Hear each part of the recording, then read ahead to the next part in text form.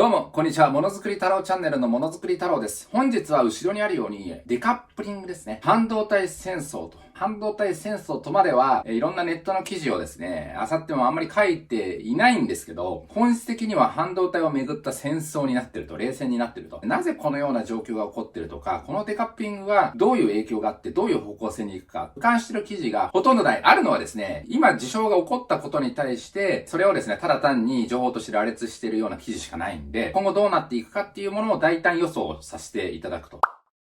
本日は半導体の話題ということで、チップワンストップさんですね。半導体の EC サイトを運営しております。YouTube にも僕とは違ったですね、考察動画を上げてるそうなので、そちら見ていただいてもいいかもしれませんと。では早速ですが行きましょうと。半導体を中心として、米中の対立が現在ですね、進行形で深刻化しているわけですね。両国の側面から今後の米中冷戦を描くと。一言で表せれないんですね。米国はこういう性格で、中国はこういう性格だっていう、地政学的要因もあるし、その国の成り立ちもあるし、その国の政治力もあるということで、いろんな情報をですね、ミックスして話さないといけないので、全体網羅した内容でいきたいと思っておりますと。そもそも半導体の超パワーということで、半導体が持っているエネルギーですね、影響力をおさらいしていきたいと思います。現時点で起こっているビジネスがですね、ほとんどデジタルがベースになっていると。要するに産業の下支えしてるわけですね。デジタルの優劣を、強さを決めるのが半導体になっていると。ニアリーイコールですね、半導体でビジネスの優劣が決まるような状況になっているわけですね。例えば、自動車もそうであると。今後は自動運転が発達していくということが予想されておりますが、曲がるとか止まる、これをですね、コントロールするのも半導体処理でリアルタイムで行っていくと。そして社内業務ですね、なんとなく皆さん業務を行っているかもしれませんが、AWS とかですね、Microsoft Azure みたいなクラウドサービスが前提になってる企業も少なくないと思うんですね。弊社もですね、Google クラウドですとか、Microsoft のクラウドを使っておりますと。なので欠かせないわけですね。その他にはですね、ABEMA TV のようにですね、リアルタイムで今起こってることを全世界の何万人何百万人にお届けするですとか、あと YouTube もそうですね。これなんかもっとすごくてですね、リアルタイムの視聴者がですね、おそらく数百万人はいるだろうと。数百万人に動画を届けるというものはですね、半端なくデジタル処理が必要になってくると。で、このデジタル処理を支えるのが半導体であると。プライムビデオもですね、新エヴァンゲリオンを放送した時はアクセスが集中したそうなんですが、これ落ちなかったんですね。ということは、その処理能力が皆さんの視聴の数より勝ったわけなんですね。ここにも半導体が使われると。最近はですね、私、スプラ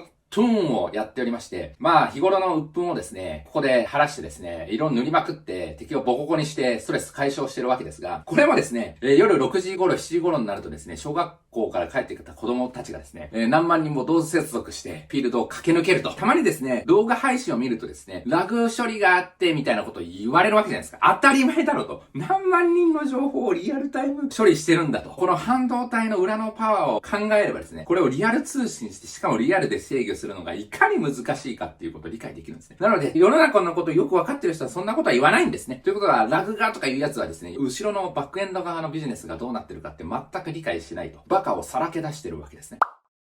産業装置ですね。IPC とか、このような SMT もですね、インターフェースは昔は Linux だったんですけども、マイクロソフトになっていたりすると。そして制御も PLC 使ってたりするわけで、PLC にも半導体が実装されてるわけで、半導体の制御が中心になってきていると。まさにですね、半導体なしではこの世の中は動かないと。さらにですね、ここで IT 分野にそもそも強かった企業ですね。Google とか、Microsoft とか、Amazon なんかが代表格だと思いますが、そういった IT 企業がどういった方向に行ってるかというと、半導体を自社で開発、設計してですね、さらなるデジタル基盤強化に邁進していると。例えば Apple はですね、今まで CPU といえばインテル、もしくは AMD だったんですが、この CPU の演算能力を司るメインチップをですね、独自で設計し、M2 チップというものを出してきておりますよね。非常に処理が早くなっております。さらに iPhone で言えばですね、なんとかチップっていうのをですね、独自に開発して、商品の付加価値にしてるわけですね。これによって、より商品が売れるようになると。で、その後にマネタイズすると、サービスでマネタイズするということで、APP を通らないといけないと。で、APP の課金はですね、なんと3割ぐらい Apple に持ってかれるということで、非常なお布施を払わないと APP にサービスを載せることができないようになってるわけですね。ここで収益化すると。こういった基盤を半導体によって付加価値をつけてると。Google とか Amazon は自社専用の半導体を製造、設計し、デジタル処理をさらに低コスト化すると。これは何かというと、サーバーを処理する専用チップを開発してるんですね。今まであればインテルとかか AMD で良かったんですが、もちろんそれを使わないわけではなくてですね、自社特化型の半導体ではないので無駄が発生してるわけですね。要するにものすごく熱を放熱してですね、電気代がバカ高くなると。であれば、半導体を自社用に設計して、電子処理をですね、最適化するということをやってるわけですね。テスラもですね、IT 企業と言っていいと思いますが、自動運転特化型の半導体を今後開発するというふうに言ってますよね。まさにビジネスの勝敗をですね、左右する、そういったパワーを秘めていると。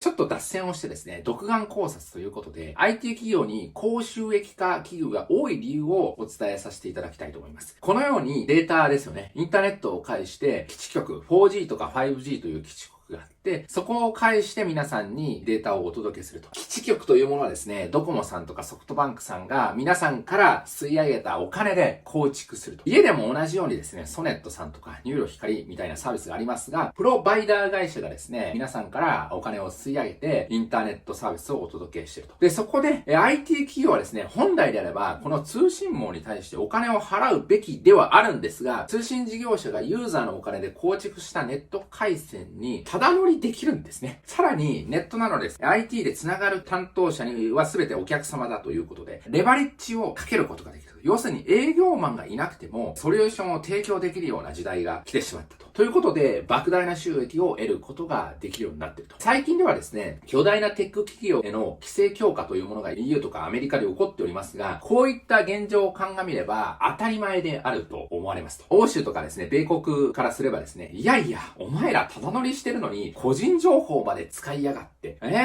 みたいな感じですよね。日本ではその規制が若干遅れてる気はするんですけども、こういったビジネス背景を見れば当然であると。話を戻しまして、今後はですね、自動車製造にも多くの半導体が必要であろうと。まさに自動車は成長産業と言っていいと思います。というのも、自動車にはですね、ECU というエンジンコントロールユニット、今ではエレクトリニックコントロールユニットというですね、基板がものすごくたくさん載ってるわけですね。数として、この ECU だけで50個から100個、高級車であれば150個ぐらいは載ってるというふうに言われてるわけですね。つまりところ、半導体もそれだけ使われておりまして、100個から200個は半導体が搭載されておりますし、今後ですね、EV 化されるとか自動運転になるとか、コネクティッドつながるみたいな感じになると、もっともっと半導体が必要になるはずなんですね。ちなみに、スマホはですね、50個ぐらいの半導体が実装されておりますと。今見ていただいたように、事業基盤ですとか、産業基盤として、半導体はまさになくてはならないと。ビジネスが立ち行かなくなるパワーを秘めるまでになったと。昔は産業の米みたいな風に言われてましたが、もう産業のですね、表舞台に躍り出てきたという風に言い換えていいと思います。では、ここからですね、半導体のパワーを皆さん認識いただいた後で、中国の動きと、中国と米国の動きに入っていきたいと思います。台頭する中国の権威主義ということで、海外経済を取り込む動きが加速してるんですね。総循環ということを目指してですね、2020年頃から邁進していると。この総循環は何かというと、中国版地産地消を目指しつつ、海外経済も取り込むと。当時ですね、ジョンソンさんが首相だった頃にですね、アメリカのトランプと一緒に中国をボッコボコにするぞみたいなことを言っていたわけですが、裏ではですね、ジョンソンさんなんて言っていたかというと、私は熱心な親中派だとか言ってるわけですね。どうしてそんなことを言ったかというと、例えばヒースロー空港とか、北海油田とか、原発みたいなものはですね、中国の資本がジャブジャブ入ってたと。なので、完全に敵対視することはできなかったわけですね。そういった、ある意味ですね、首の根っこを捕まえて、そのソフトパワーというか、中国のパワーを拡大していこうじゃないかというのが中国の戦略なわけですね。さらにそのハイテク製品を使って輸出してしまえば、相手を懐柔しやすくなるだろうと。そういうことを考えているわけです。中国2025を前提に強固な自国内サプライチェーンを構築し、中国経済の依存を高めて影響力を行使すると。実際、中国共産党の倫理史9選には、これものづくり白書に書かれています。自主的でコントロール可能なサプライチェーンの構築に力を入れ、一連の切り札となる技術を作り上げ、外部による対抗力と抑止力を形成と明記されてるんですね。それを狙っていくぞと。共産党思ってると。実際に着実なハイテク産業地盤の強化をし、皆さんが持ってる iPhone とかですね、スマホもしくはパソコンなんかの大部分がですね、ほとんど中国で作られていると。ちなみに僕のレッツノートはですね、先日ですね、訪問したパナソニックの神戸工場で作られておりますので、ぜひね、神戸工場で作られた国産のレッツノートを皆さんににお勧めします。中国依存を高めるのが中国の戦略であると。では、その中国がですね、力を入れる技術とは何かと。中国政府はですね、明記していると明言してるんですね。明確に定義しておりまして、中国2025の野望ということで、製造国、強国になりたいというふうに彼らは願ってるわけなんですね。概要欄に貼り付けておきますが、中国製造2025の衝撃。これはですね、製造業に従事されている方であれば必読書になっておりますので、皆さん Amazon でポチってくださいと。この製造国、強国になるために重要な産業を10個挙げております。一つが CNC とかロボットなんですね。おっと、CNC の動画上がってますね。これも見てくださいと。そして航空宇宙と。さらに先進機動交通設備とかですね。あと電力設備、新素材。さらに通信技術、海洋資源、農業設備、ZEV。バッテリー EV のことですね。バイオ医療と。その中核を担うのが半導体なんですね。こうやってですね、他にも半導体必要になってくるとは思うんですが、7つの分野がですね、密接に半導体と関係があると。なんということでしょう。つまるところ、半導体というものは革新部分なんですね。永遠の製造後進国、要するに組み立て屋からの脱却こそが中国の夢なんですね。ハイシリコンが世界最速の通信チップを開発しました。米国はそれを見てですね、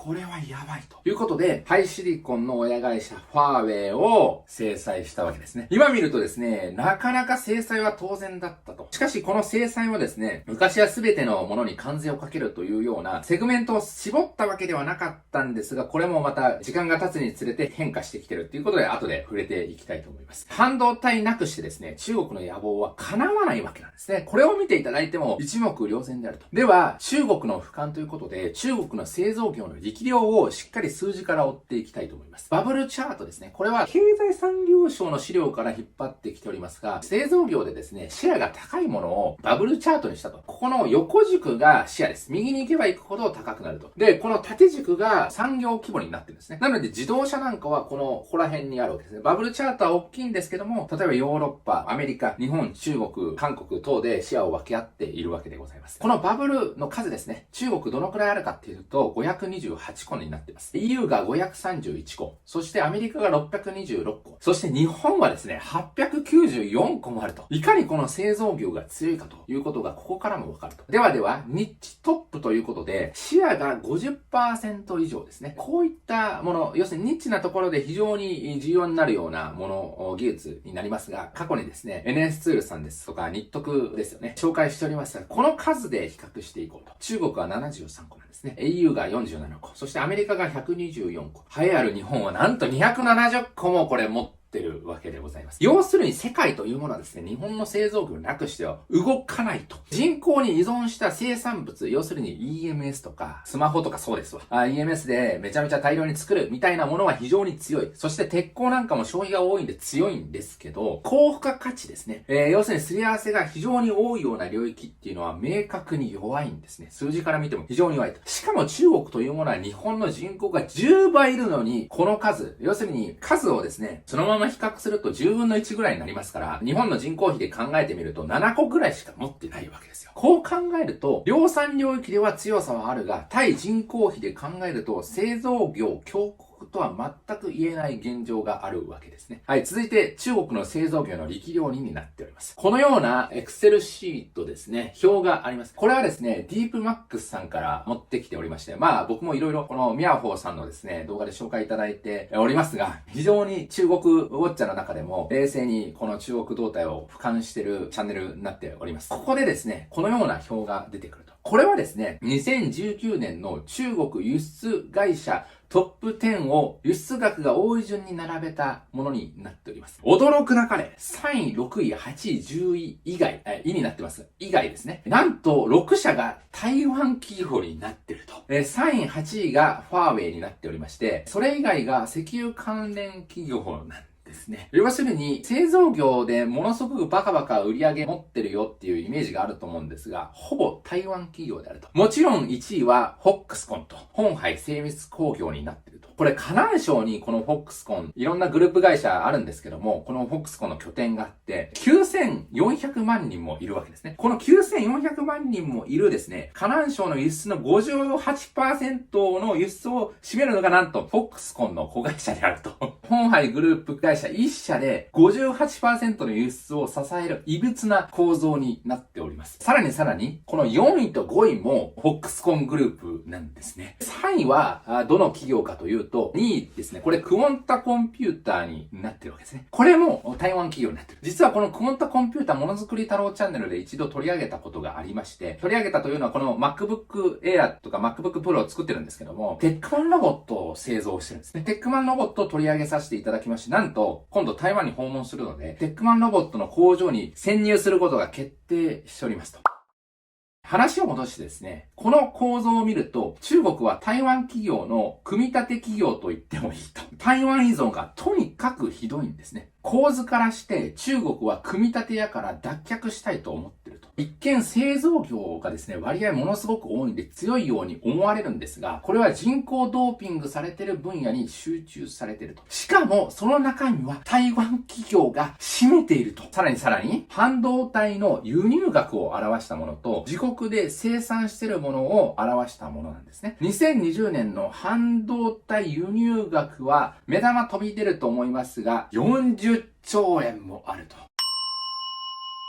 これは莫大なですね、貿易赤字になっておりまして、ジェトロスさんから引っ張ってきておりますが、中国が全体で消費するとか輸入している石油のですね、全総量の総額の2倍も半導体を輸入していることになると。最大の貿易赤字の要因になっていると。なぜ中国がですね、半導体を重要視するかというと、半導体は形勢逆転を狙ったコアコンピタンスになっていると。半導体を手中に収めれば、中国として全てがうまくいくわけですね。皆さん今学んだですね、中国製造2025の衝撃に出てくる、10品目の中の7品目ですね。CNC から始まり、バッテリー EV 等ありました。ここの革新技術、要するに制御技術を担うのが半導体なんですね。さらに、このアップルとかですね、ヒューレットパッカードパソコン作ってますが、その製品設計をアメリカで行ってますと。コントロールしてるのがアメリカですね。その製造は中国で行っております。そして販売、マーケティングはアメリカ企業が行っていると。典型的な、これオーケストレーターのビジネスモデルです。過去の動画で説明しておりますので、ビジネスモデルを詳しく知りたい方はそちらの動画を見てください。製造で多く消費するのが半導体なわけでございます。中国で製造してるんですけども、裏に隠れた企業を見ると、中国企業ではなくて実は台湾企業になっていると。半導体ですとかセラミックコンデンサー等はですね、海外企業から輸入しているというような構図になっていると。台湾企業資本家の工場であり、電子デバイスのコア部品は台湾ともちろん日本からもバカ購入していると。構図だけを見れば台湾、米国の奴隷であるということが見えると。もちろん共産党の上位レイヤーっていうのはここを見透かしてるというか見えてるので、半導体絶対に取るぞっていうことを言ってるわけですね。半導体を自国生産できれば高価価値産業のコアを握り、そして組み立てや要するに下僕ではなく本当の意味での世界の工場になれると。中国は間違いなくそう思ってると思います。半導体は製造国強国という中国の野望の生命線であると。中国が置かれている状況と数値がそれを証明しているわけですね。脱組み立て屋として外せないキープロダクツになっておりますと。半導体のですね、プレゼンスはさらに向上してきておりまして、軍事力におけるプレゼンスも向上していると。半導体は軍事力の基礎になっているわけですね。ここにですね、F35 戦闘機が2台あります。片方の F35 の制御を司る半導体は TSMC、要するに世界最強のファウンドリーメーカーが作っていると。一方ですね、こちらの F35 の制御を司る半導体というものは中国の最大の半導体メーカーである SMIC が作っていると。半導体で制御される軍用機でございますが、皆さんであればどちらの F35 に乗りたいでしょうか？はい、そういうことでございます。こっちの戦闘機に乗りたいと。皆さんがパイロットなら、そう思うでしょうと。おそらくペンタゴンが許さないとこれ何を言ってるかというと、アメリカのですね、軍事力の中枢となるものに使われる半導体というものはですね、ペンタゴンが認証したトラスティッドファブでしか製造できないようになってるんですね。なので、アメリカとしてはこのトラスティッドファブが必要であり、ビジネスの根幹でもあるため、自国に半導体を取り戻したいと、そういうふうに思ってるわけでございます。ウクライナ戦争開戦時に規制されたのが半導体なんですね。それほどプレゼンスがあると。2022年2月24日、侵攻が開始されました。その4日後ですね、インテルと AMD が半導体出荷をすぐ停止しました。そして2022年6月以降でございますが、ロシアが購入できる、輸入できる半導体というものはですね、プレステ2以下の処理能力しか持ってない半導体のみに限定されております。ここに詳細の性能を載せましたが、いろいろ書かれてますと、つまるところうんこです。うんこの半導体しか購入できなくなったと。プレステ2っていつの時代のゲーム機やねんと。そういうことでございます。ロシアどうしてるかというと、おそらく中国製 CPU を活用してるんじゃないかなと。これ吉田製作所さんでも動画作っておりましたが、ライセンスを持ってるですね、中国半導体企業もありますので、使ってると。ただしですね、この CPU だけではないので、半導体というものは、多くの半導体を輸入できなくなっているはずでございます。じゃあなぜですね、この半導体が重要になったかと。ウクライナ戦争でさらに重要度が増したという出来事がございまして、戦争のですね、経過は流動的となり、安易な判断はできないんですけども、戦局を変えることができるものは何かというと、そうなんです。ミサイルシステムなんですね。ハイマースだったと思います。ハイマースというですね、簡単に言うとトラックにですね、ミサイルを乗せて、そのミサイルの射程距離が300キロぐらいあるわけですね。敵の射程の外から巡航ミサイルで敵の重要拠点を一発で粉砕できるというようなミサイルシステムで戦況をガラリと変えることができると。戦局を大きく動かすことになってわけで、これが事実になって、半導体重要だなっていう風に両国が思ったはずです。ロシアもですね、インフラを攻撃し続けておりまして、ウクライナを恐怖に陥れようということをやってるわけですね。兵糧を攻めにしてですね、値を上げてやろうっていう、そういう作戦だと思いますが、このミサイルで重要なものはですね、狙った場所を叩くには誘導が必要になってくる。じゃあ、誘導の処理をするには、そうなんです。制御技術が必要で、ここに半導体が必要になってなおですね、アメリカ、日本、欧州から半導体輸入できなくなりまして、今ロシアどうしてるかというと、中国由来の半導体を使ってるそうです。CPU だけではなくて他の半導体も必要になりますので、例えば工場を動かすにもですね、PLC が必要になると、その PLC に乗ってるのは半導体でございますので、半導体が必要になると。で、その半導体が必要になるんですけども、不良率がなんと 1900% になると。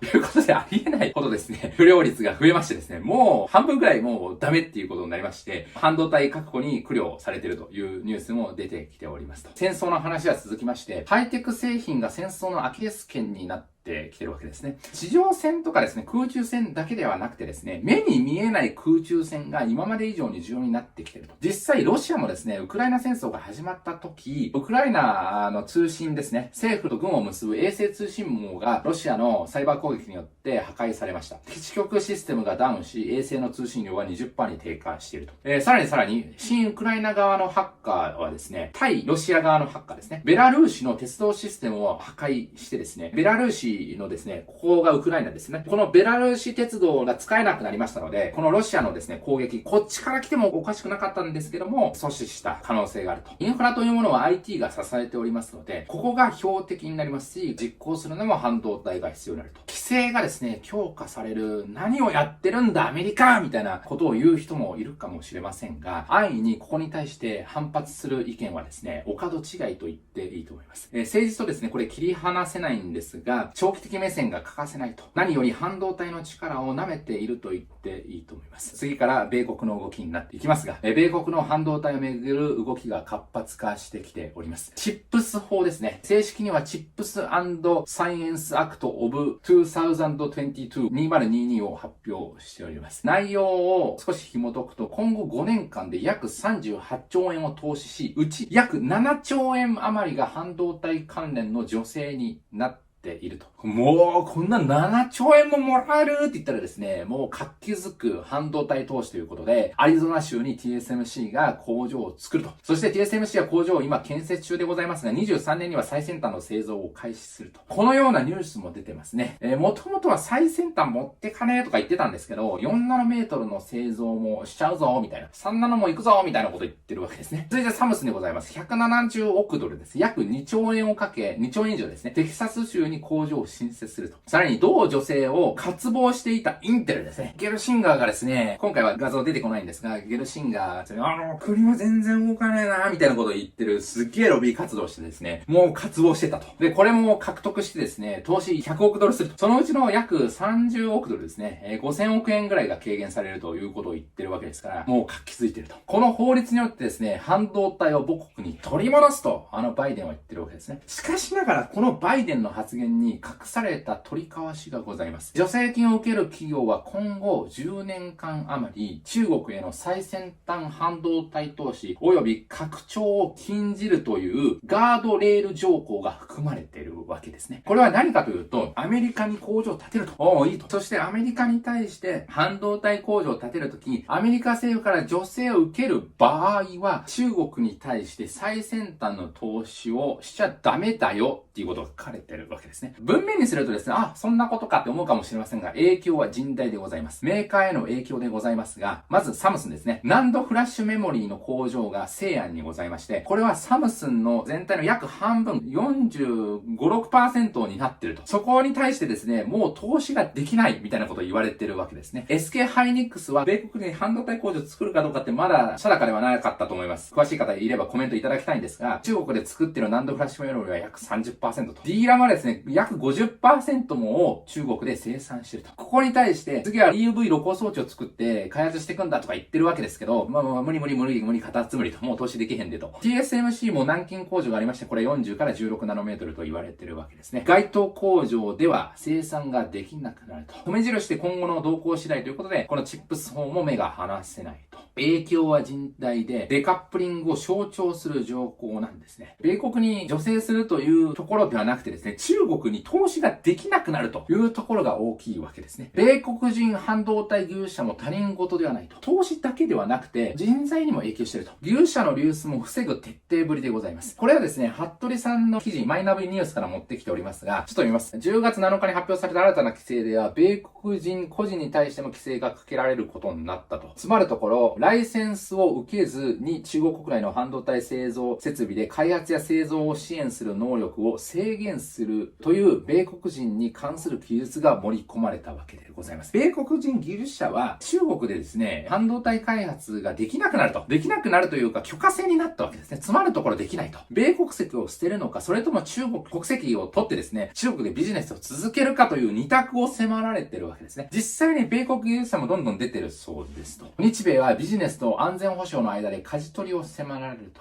何を言ってるかというと、もう中国2025に向かってですね、中国は莫大な投資を国内でしてるわけですね、半導体に関して。その莫大な投資は何かというと、半導体製造装置なんですね。半導体製造装置は中国での売り上げが非常に大きいと。じゃあこの半導体製造装置はどういったメーカー、どういった国で作られているかというと、製造装置の多くは日本、そして欧州、オランダですね、米国で独占してるわけですね。これ見てください。ほとんど日本企業か、米国企業か、ASML ですね。オランダの企業でございますので、欧州の企業で占められるわけですね。中国の企業なんてほぼないわけです。ASML のですね、この CEO もですね、新たな対中規制を牽制、お手上げとか言ってるわけですね。要するに、中国でもビジネスやらせろって言ってるわけですね。さらに、このAMAT ですね。セミの半導体製造装置予想による世界では20年に過去最高の689億ドルを記録した。うち中国は187億3400万ドルと 39.3% 増と。AMAT、要するに半導体製造装置ナンバーワン企業の AMAT の売上の 30%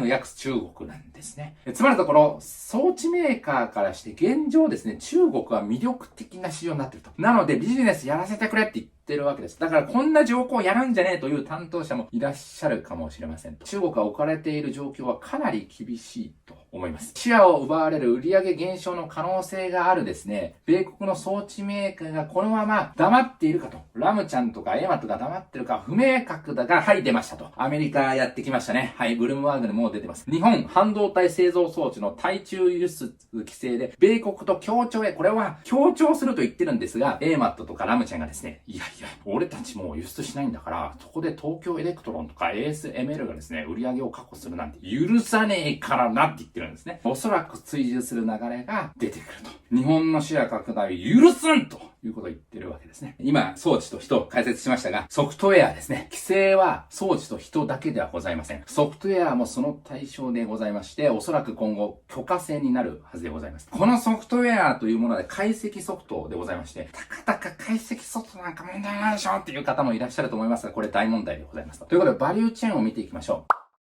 このように Apple、Google、Qualcomm が半導体設計しますよね。で、その部分の設計図で IP 情報って言いますけども、ソフトバンクが持ってる ARM 社の IP 情報を使ったりするわけですね。で、続いてですね、検証するわけですよ。検証すると。検証してこの半導体をしっかり動作するっていうことが分かった後に TSMC 等ですね、半導体製造メーカーで製造するわけでございます。検証を侮ってはいけないと。そんな見りゃ分かるんでしょ？違うんですよ。設計より検証に膨大な時間が必要でございまして、高付加価値の半導体であれば約90% が検証になっていると。要するに検証、ほぼ検証なんですよ。設計の5倍から10倍もこれ必要なんですね。中国市場では米国3社ですね。まあ、ここにシーメンスということで、ドイツ企業じゃないかっていうことを言われるかもしれませんが、働いているのはほぼ米国人でございます。なので、米国企業と言っていいと思いますと。95% のシェアを確保していると。検証ソフトが使えなければですね、上流側の半導体というものは製造できないわけですね。じゃあ、どういうことを検証やってるか。セミコンアンバサダーなので、セミコンに行って僕が取材してきました。シーメンさんですね。皆さんこういった EDA の会社を見ないといけないですよ。装置だとか、JSR だとか、化学薬品だとか言いますけど、いや違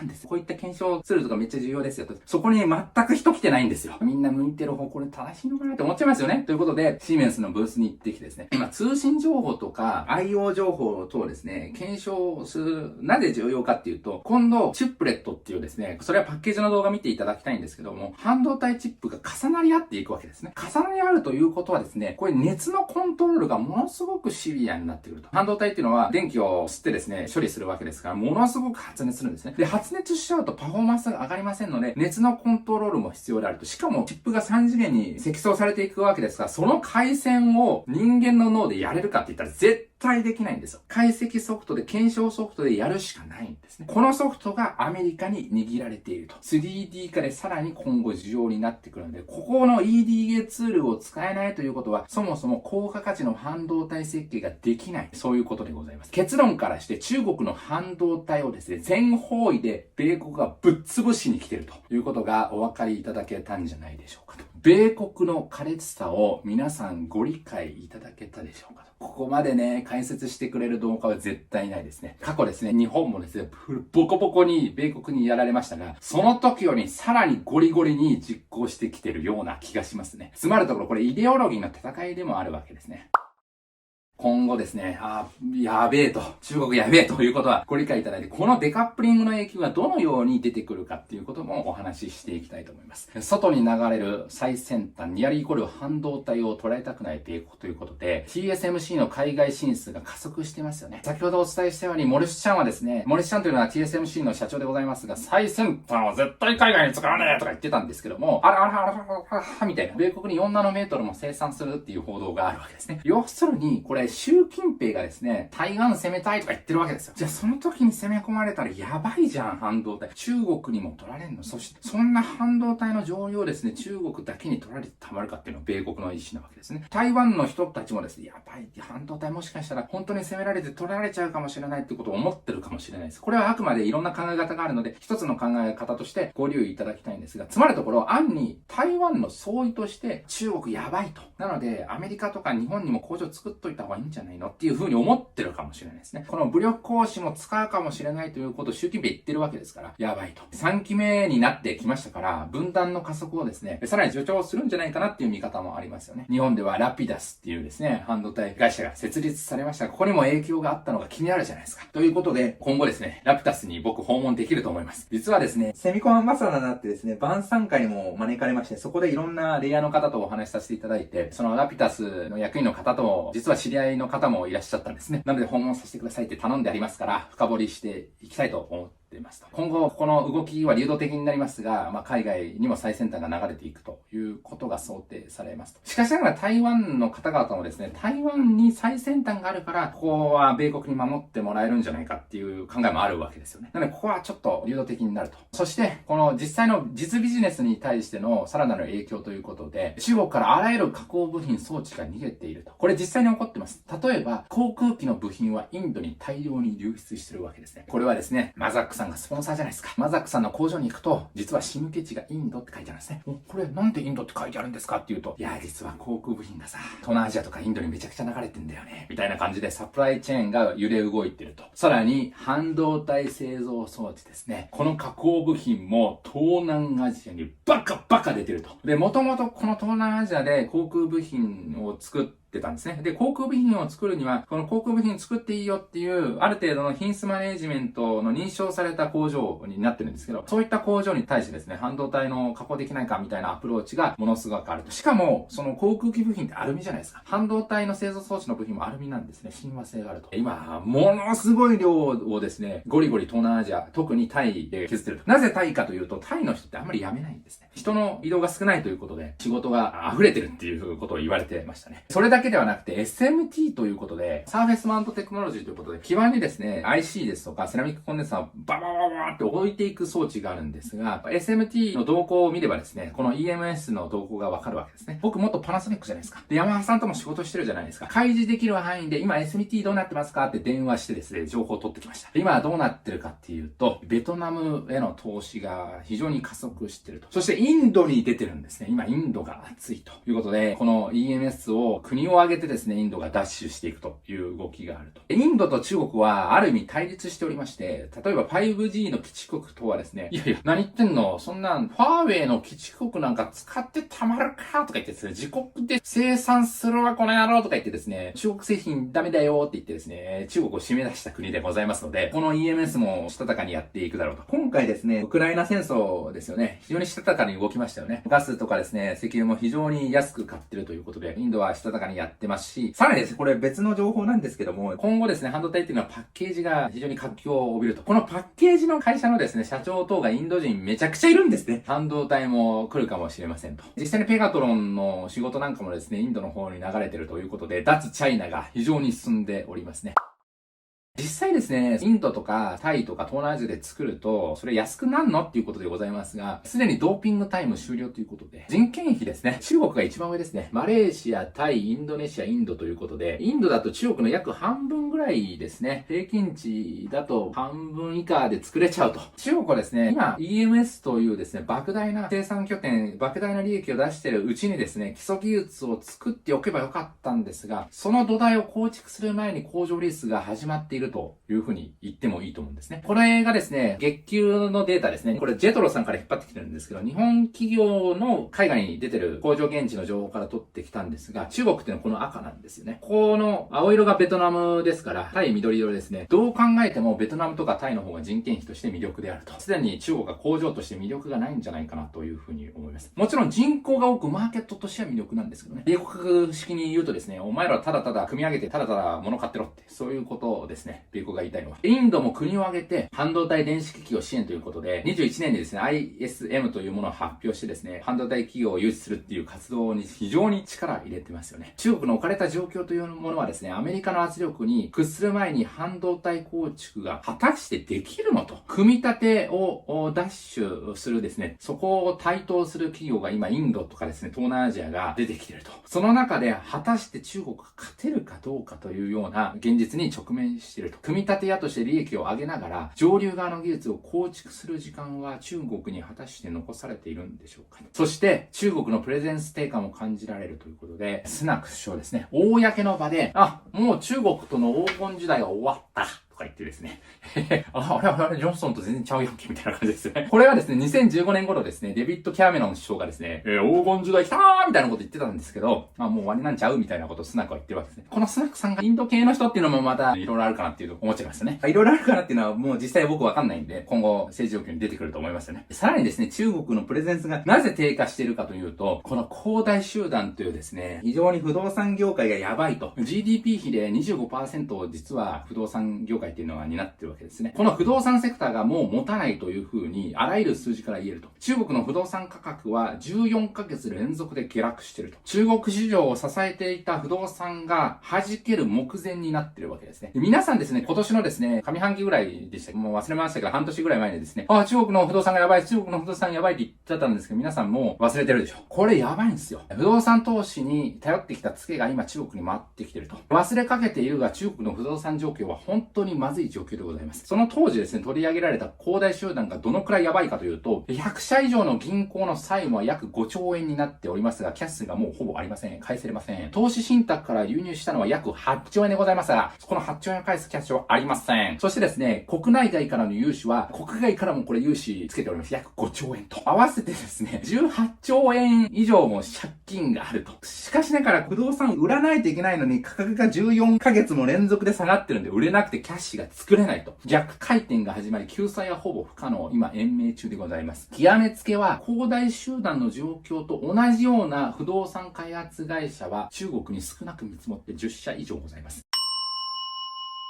じゃあ、恒大集団が破綻するとどのくらいやばいかというと、恒大集団の負債はリーマンショック、要するに当時のリーマンブラザーズの負債の分かってるだけで半分ですね。要するにリーマンブラザーズの5倍以上の負債が今弾けようとしているわけでございます。今は問題を先延ばしにしているだけなんですね。しかもですね、不動産がもう持たないし、中国政府がやばいというものはですね、中国地方政府がどういう風に財政を維持しているかということを紐解けば簡単にわかると。土地というものはですね、日本であれば自分の土地になります。中国というものは基本的には政府の所有物になります。これは絶対的なルールでございます。で、その土地、要するに使用権を売買することで地方政府は収益を得ると。そして、土地の価格、要するに建物の価格が上がれば上がるほど地方政府の財政というものは潤っていたんですね。なので、バブルをですね、助長させないといけないような状況になっていたのが中国のサイクルなんですね。そのサイクルが今破綻している。現在進行形 ING 系、もしくはフランス語で言えば ANT 系ですね。レストランっていう ANT で終わるじゃないですか。あれっていうのは、英語の ING 系なんですね。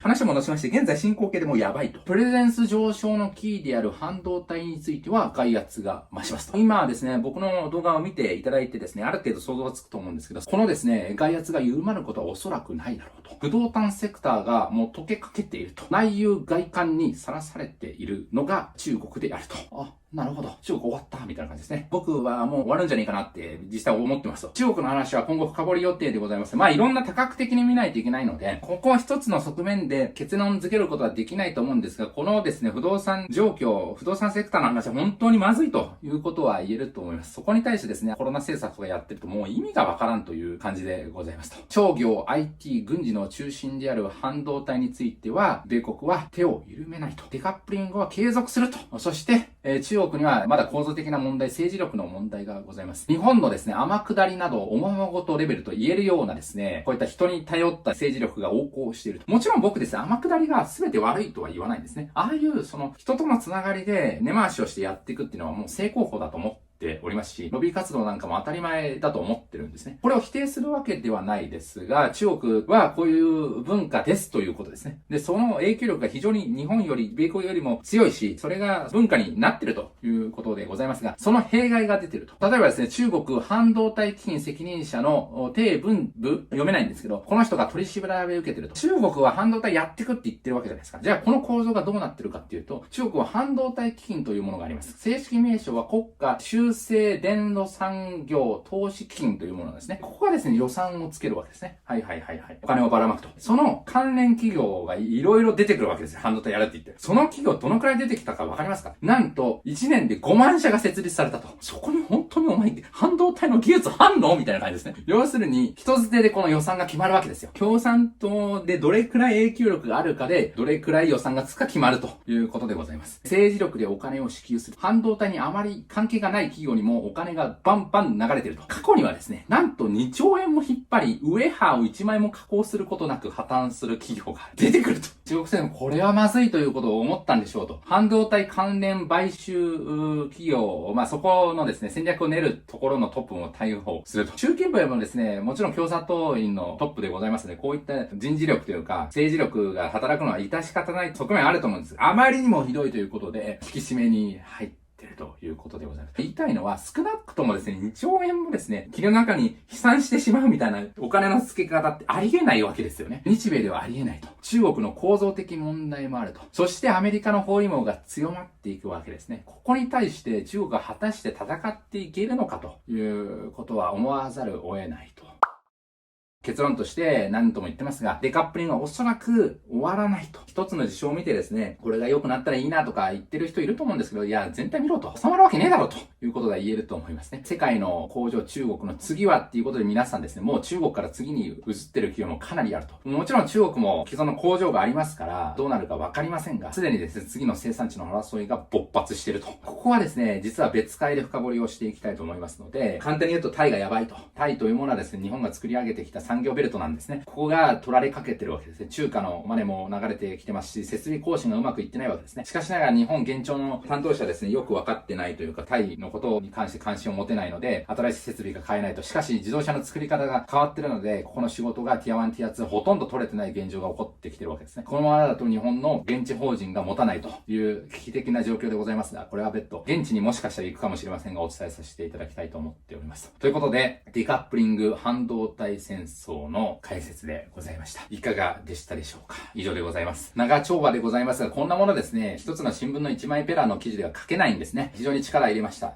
いかがでしたでしょうか。もちろん本日共有できなかった部分も非常にたくさんありますが、いずれ共有していきたいと思いますので、しばらくお待ちいただきたいと思います。こんな感じで、まあね、セミコン非常に盛り上がりました。半導体のこともやってます。セミコンのアンバサダーになりました。自動車のことですとか、もちろん工作機械ですね、のこともやってます。FA のこともやってます。ものづくりに関係がある人、そしてものづくり業界で働いている方ですね。そしてものづくり太郎に興味を持っていただいた方は、チャンネル登録いただいて、応援をいただきたいと思います。そして一つでも刺激になった方はですね、いいねマークを押していただいて、ベルマークも忘れずに登録いただきたいと思います。ということで、次の動画でございますが、その前にスポンサー動画でございます。どうぞ。